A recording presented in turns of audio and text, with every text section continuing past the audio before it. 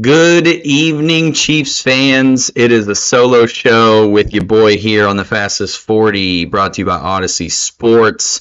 Trey is out of town enjoying the beautiful Belize weather out there, doing some deep sea fishing. This guy's caught some insane fish, even reeled in a barracuda. So excited for him to be back, but I'm sure he wants to take his time.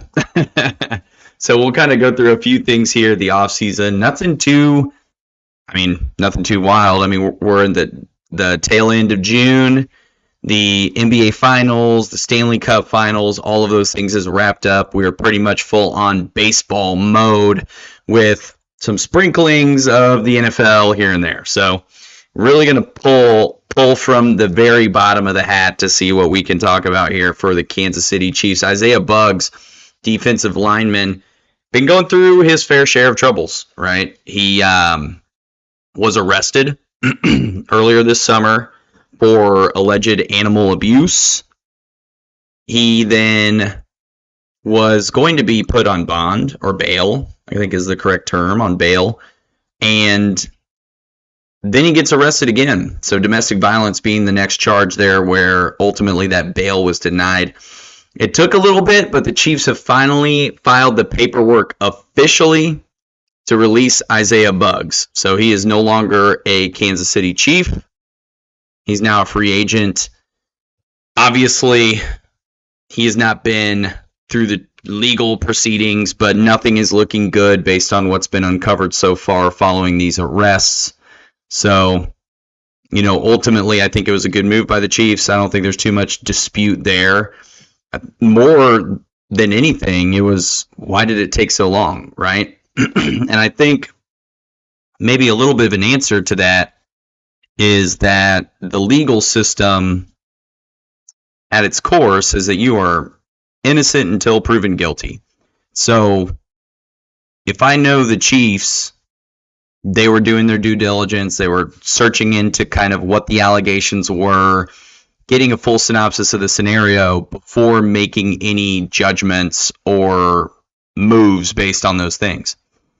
So whatever came back, obviously it's what everyone else has been seeing here related to the Isaiah Buggs situation, and he is no longer a part of the team. So that's definitely, not a huge contributor, definitely a depth piece that the Chiefs are going to have to, source out. I'm sure they have plenty of options on the roster currently. We're not even into training camp yet fully. There's going to be a lot more cuts kind of moving through. So I'm sure there'll be some guys that can step up, prove themselves that they can actually fill in for that role that he was filling. So not a huge loss there from a talent perspective necessarily. And obviously not a huge loss from a character perspective. So we'll keep it moving. Tom Pelissero, really well-known analyst in NFL circles. He released a tweet today. He was the first one to kind of drop this little news, and I'll just read it for you. The Kansas City Chiefs and Hallmark, if you guys don't know, is based here in Kansas City, are teaming up with the NFL and Skydance Sports for a new original movie, Holiday Touchdown, A Chiefs Love Story. It's starring a few actors and actresses from, your favorite Hallmark movies. I don't know. Does anyone watch those? I'm really not abreast to what's going on the Hallmark channel. But the production for this movie is going to begin next month, and they're doing the entirety of the filming here in Kansas City. So if you're making your way around Kansas City, you see some camera crews. Maybe you're out in Brookside, or you're walking around in Prairie Village, or you're out there at Riverfront Park catching a current game. You're probably going to see some camera crews filming what I believe is going to be the next great love story when it comes to cinema. So Hallmark Channel, known for their touchy-feely movies. I'm going to read you the premise here. So, Holiday Touchdown, A Chiefs Love Story.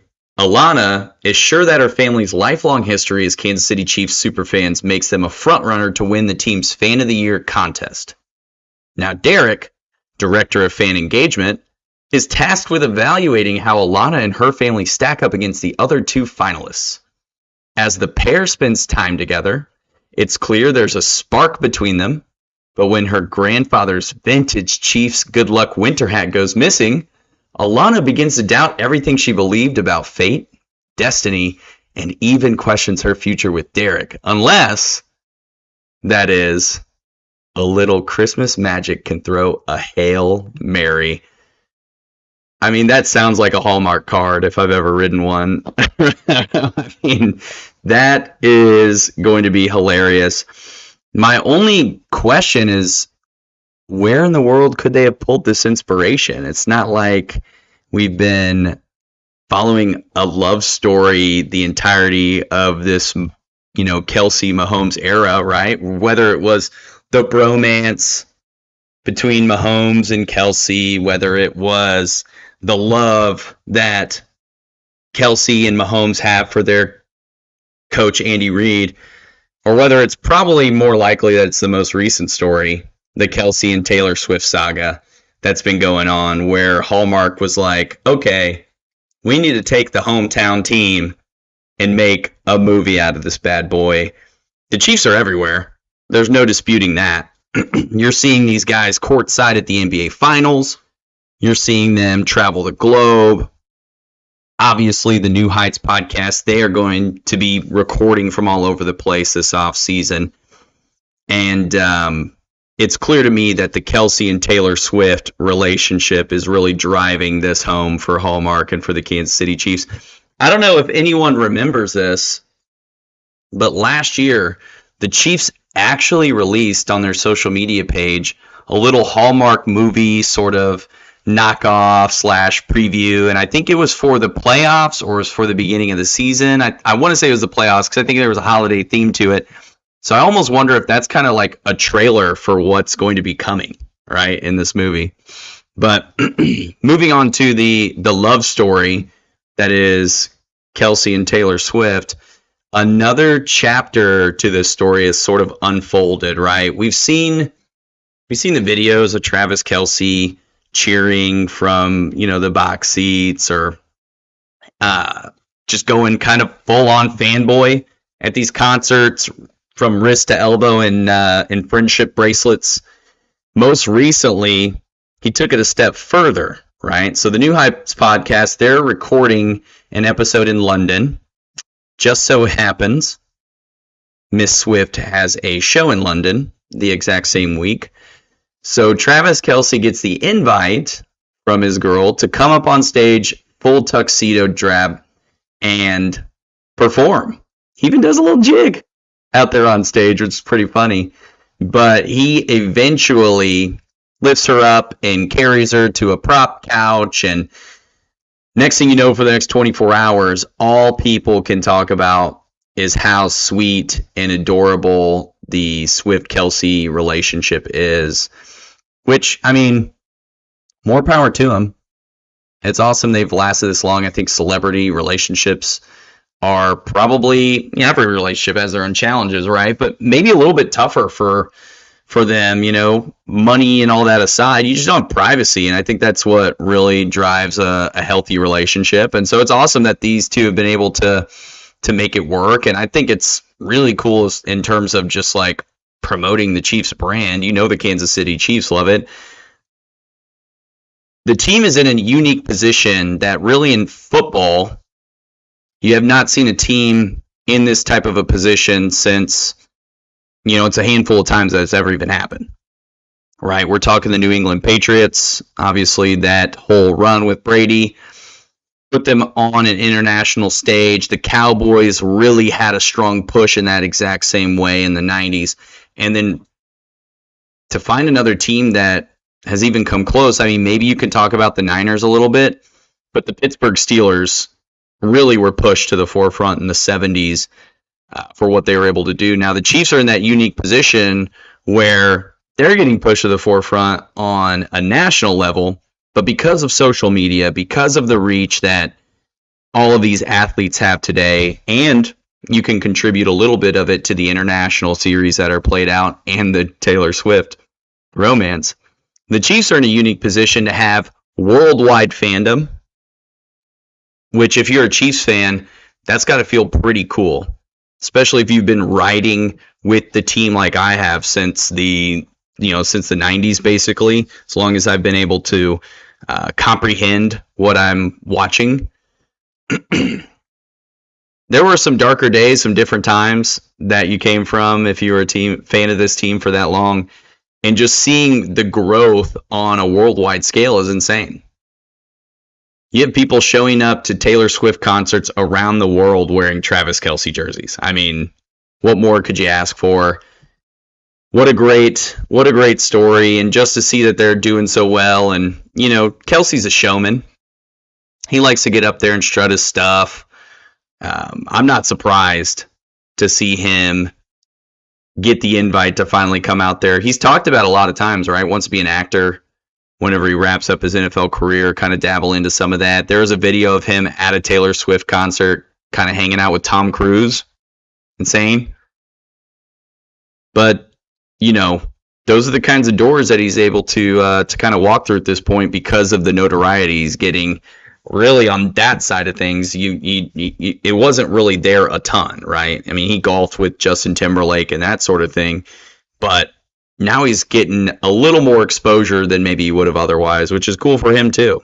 So I'm excited to hear what the New Heights podcast is kind of going to come out with. Since they were recording in London, I'm wondering if maybe Taylor Swift is going to be a guest on the show. I know we'll find out Wednesday whenever that drops. That would be a lot of fun to speculate on. And how cool would it be for them to get the exclusive, right? Talk about the relationship on the show. That would be their highest played episode by a country mile. So, a lot of cool stuff kind of going on in the offseason for these individual players. And it's been fun just kind of watching them do their thing. Now, pretty soon here, Kelce's going to have to start reeling it in, right? Training camp's coming up. I don't mean to be that stickler, that Debbie Downer kind of guy, but it's almost time to refocus and kind of get back on the playbook, get back into the drills, get in shape. And who's to say that he's not doing those things while he's on the road? But we know that the chemistry always develops a little better when players are doing that with their teammates at the facility. So whenever the team gets called to St. Joe here in a couple weeks, honestly, we're going to see kind of a different situation for this team. There's been some speculation, rather, that the Chiefs are going to have potentially the most dynamic offense that they've had under Andy Reid and Patrick Mahomes going into the 2024 season. I'm really excited to see what they do. I think there's a lot of truth to that statement. Top to bottom, talent-wise, in the wide receiver room, I don't think it's been more, you've had more talent from a top to bottom perspective in years past. Tyreek Hill was kind of that premier guy, which I'm not saying Marquise Brown is on the same tier as Tyreek Hill. But if you take the cumulative talent that were on those receiving course from, let's just take the best statistical year, 2018, for that offense, I think there's a lot more talent in this receiver room for them to really do some damage. The offensive line has a very solid foundation, especially on the interior. The tackles, we'll see what happens there. Isaiah Pacheco's as consistent as they come, and he has some support and some familiarity back there in the backfield. And then the tight end group is insane.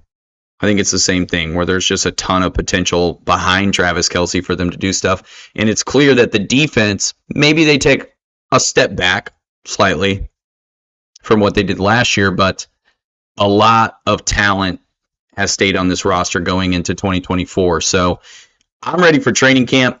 We'll probably start talking a lot of that whenever Trey gets back and we launch this next episode. But just want to get a little blurb out there for you guys. There's still stuff going on for the Kansas City Chiefs, and it's always fun to talk about it. So, I'm going to go ahead and sign off here. Appreciate everybody listening, hanging out in the off season. Follow the show, man. If you're not doing that, do it on Instagram, X, at @thefastest_40. You can check out my handles in the video. If you're not watching on YouTube, it's at Dan_TF40 for IG and X. That's all I got. Appreciate y'all for listening. Check us out, and peace.